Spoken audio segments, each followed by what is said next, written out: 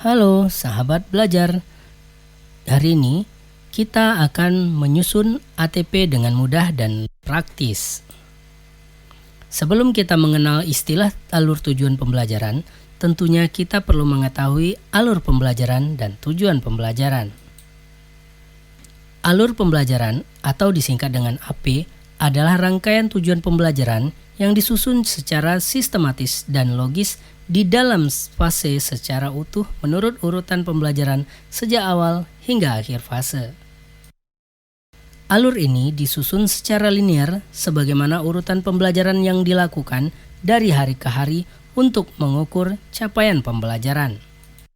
Tujuan pembelajaran atau TP merupakan deskripsi pencapaian 3 aspek kompetensi, yaitu pengetahuan, keterampilan, dan sikap yang diperoleh oleh murid dalam satu atau lebih kegiatan pembelajaran.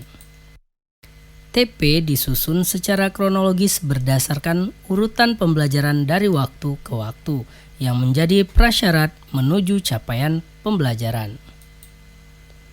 Langkah prosedur cara menyusun ATP. Pertama, melakukan analisis capaian pembelajaran yang memuat materi dan kompetensi pengetahuan, keterampilan, dan sikap. Kedua, identifikasi kompetensi-kompetensi di akhir fase dan kompetensi sebelumnya yang perlu dikuasai murid sebelum mencapai kompetensi di akhir fase. 3. Melakukan analisis setiap elemen dan subelemen pada profil pelajar Pancasila yang sesuai dengan mata pelajaran dan capaian pembelajaran pada akhir fase tersebut.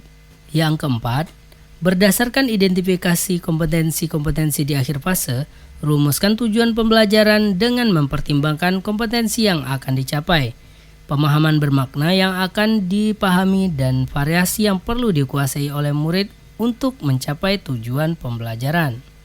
5. Setelah tujuan pembelajaran dirumuskan, susun tujuan pembelajaran secara linear sebagaimana urutan pembelajaran yang dilakukan dari hari ke hari. 6. Tentukan lingkup materi dan materi utama setiap tujuan pembelajaran. Ketujuh, berdasarkan TP, tentukan jam pelajaran yang diperlukan. Contohnya, TP untuk mencapai kompetensi pengetahuan selama 120 menit, keterampilan 480 menit, dan sikap 120 menit.